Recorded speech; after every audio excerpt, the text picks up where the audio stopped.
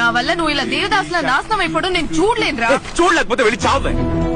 బొంగులో దిద్ది నా లైఫ్. దేవదాసులా ఉంటాను లేక దరిద్ర దాసులా ఉంటాను. అసలు ఇవన్నీ అడగడానికి నువ్వెవరే? నేనెవరా సార్? నీ వైఫ్ అని సార్. మొగుడు లైఫ్ ని సెటిల్ చేయడం పెళ్ళాంగా నా బాధ్యత కదా. అర్థం చేసుకోకుండా నా లైఫ్ లో ఇంకొక అమ్మాయి అయిన ఆప్షనే లేదు. బయలుదేరతావరా? అదే ఎందుకు లేదు? ఎందుకు లేదు?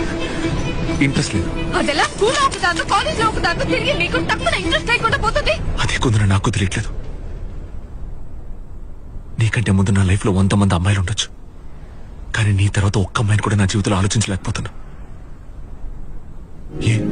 అంతులేని ప్రేమను లోపల దాచుకునే దందు తేలనిదా